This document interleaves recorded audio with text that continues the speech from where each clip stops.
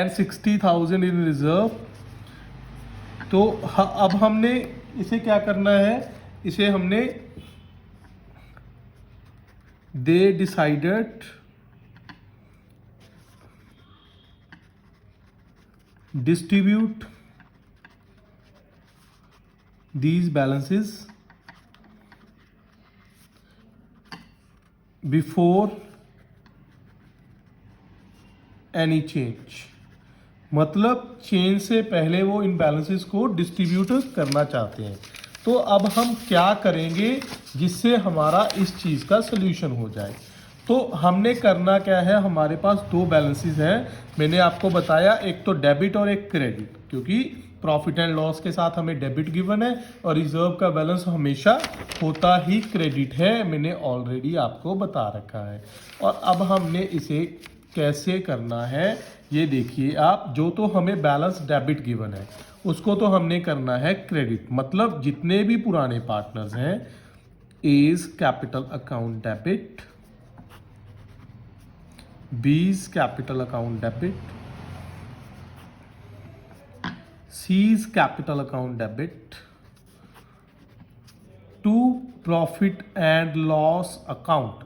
Profit and loss में हमारे पास कितना बैलेंस है, 40,000। हमारे पास कितना बैलेंस है, 40,000। वो डेबिट था, मैंने क्रेडिट कर लिया, इसका मतलब ये क्या हो गया, कैंसिल हो गया। मतलब ये बैलेंस कितना बन गया, 0 बन गया। तो अब 40,000 का तो 0 बन गया, इसको हमने इनको कैसे देना है, इनको हमने हमेशा ही इनको हमने हमेशा ही ओल्ड रेशो में देना है। अगर आपको डिस्ट्रीब्यूट करने के लिए बोला जाएगा तो आपने इसे ओल्ड रेशो में डिस्ट्रीब्यूट करना है। तो हमारी ओल्ड रेशो कितनी है, 5:3:2। मतलब 40,000 को हम डिस्ट्रीब्यूट करेंगे 20,000, 9,000 और 20,000,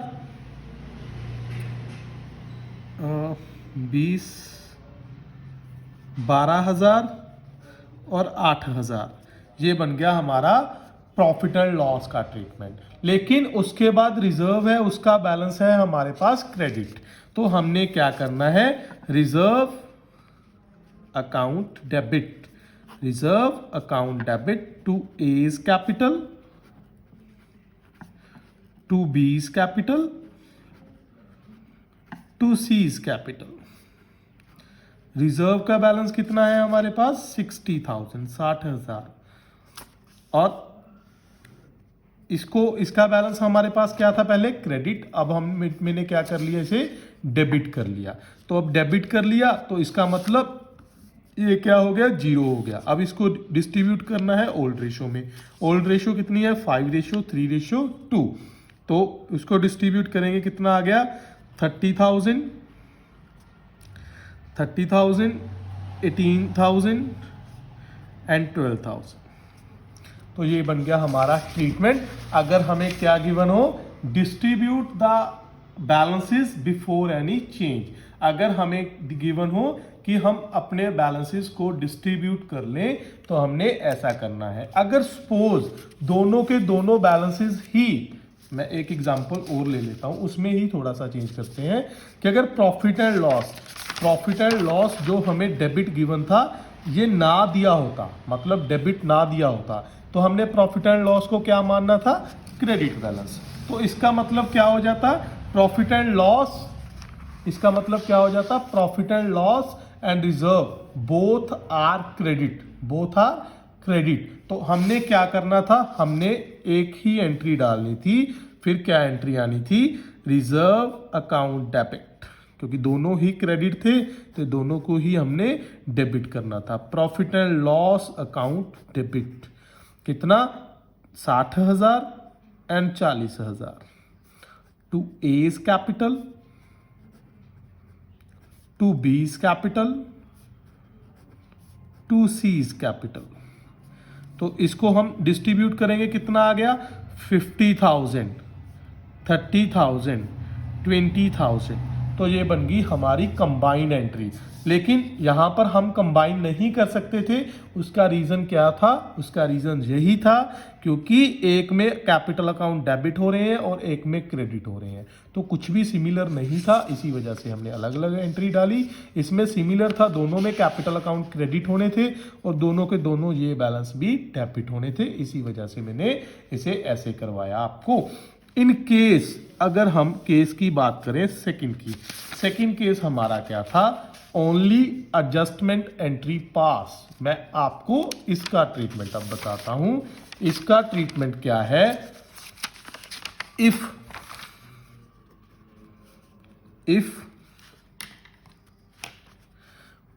प्रॉफिट इज गिवन, अगर आपको क्वेश्चन में प्रॉफिट गिवन है, मतलब जैसे रिजर्व गिवन है या प्रॉफिट एंड लॉस गिवन है, जिसका बैलेंस प्रॉफिट हो, बेसिकली जिसका बैलेंस हमारे पास क्रेडिट हो, जिसका बैलेंस हमारे पास क्रेडिट हो, ये वाला बैलेंस हो, तो हमने क्या करना है? हमने जो हमारी एडजस्टमेंट एंट्री पास करनी है वो एंट्री क्या बनेगी?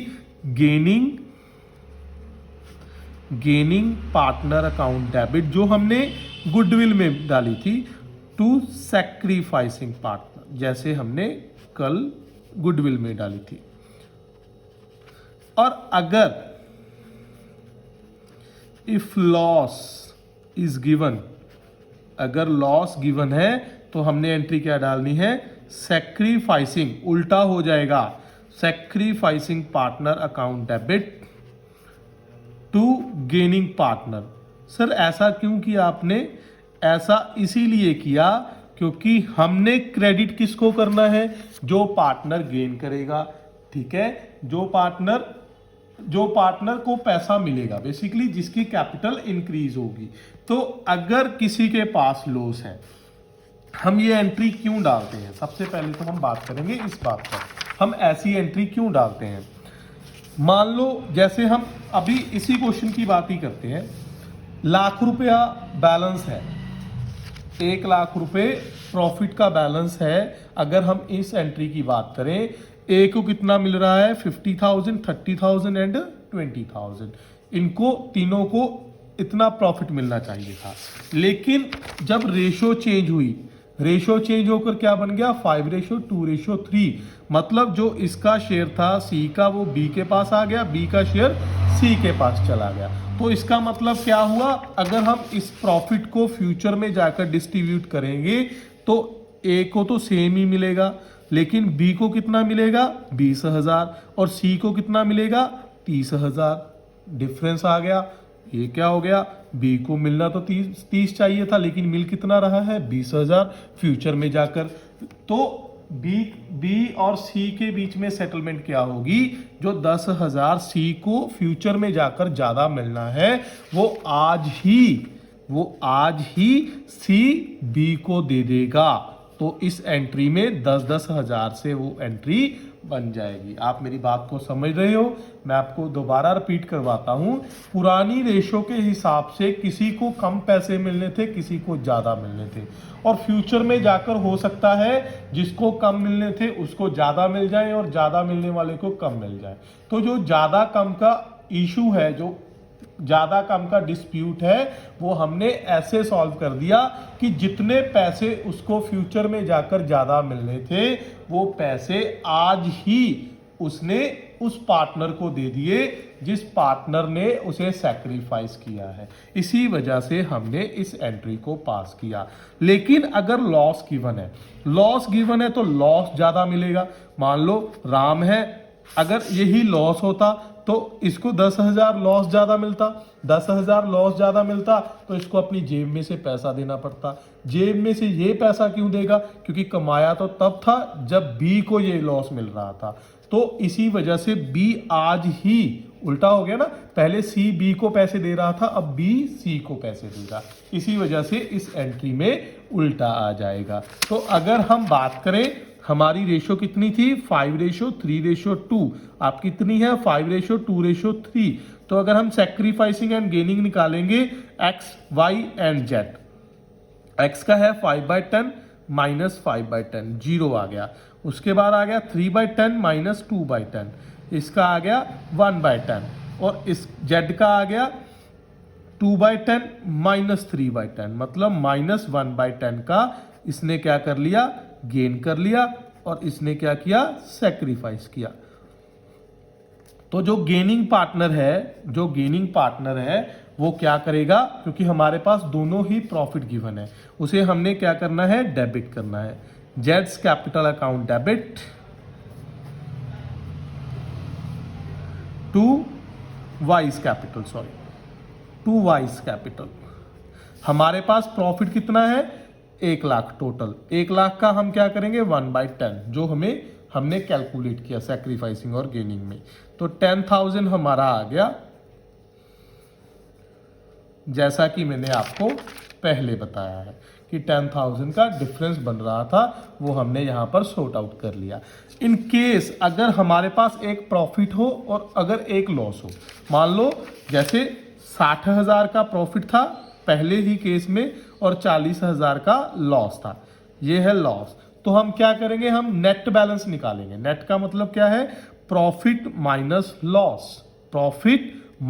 लॉस कितना आ गया, 20,000। तो हम 20,000 का 1/10 करेंगे तो कितना आ गया, 2,000। अगर मान लो अभी तो प्रॉफिट ज्यादा है, ये है प्रॉफिट और ये है लॉस, प्रॉफिट ज्यादा है लॉस कम है, इसी वजह से हमारी एंट्री क्या रहेगी, सेम कौन सी, गेनिंग डेबिट टू सैक्रिफाइसिंग। लेकिन अगर उल्टा होता, मतलब अगर लॉस ज्यादा हो जाता, तो हमने इसी एंट्री को क्या कर देना था, उल्टा कर देना था। तो ये था हमारा टॉपिक। कौन सा टॉपिक था हमारा ये आज, प्रॉफिट, लॉसेस एंड रिजर्व। इनको हमने कैसे डिस्ट्रीब्यूट करना है, इसको हमने कैसे ट्रीटमेंट करना है जब हमारी रेशो चेंज हो रही हो, और इसके अलावा हमारे पास ये बैलेंसेस डिस्ट्रीब्यूट किए बिना पहले ही बैलेंस शीट में पड़े हों। और जो हमारा केस है डिस्ट्रीब्यूट वाला, जिसमें हमने डिस्ट्रीब्यूट किया, इसका मतलब ये होता है कि हमने इसे बैलेंस शीट में से हटा दिया, बैलेंस शीट में से ये हट गया, इसी वजह से हमने इसे डिस्ट्रीब्यूट किया। लेकिन जो दूसरा केस है, इसमें हमने बैलेंस शीट में से नहीं हटाया, जस्ट खुद की प्राइवेट एडजस्टमेंट कर ली, आपसी लेन देन कर लिया, लेकिन बैलेंस शीट में कोई चेंज नहीं किया। तो इस टॉपिक का ये मतलब था। थैंक यू स्टूडेंट्स, मिलते हैं हम अपने नेक्स्ट लेक्चर में।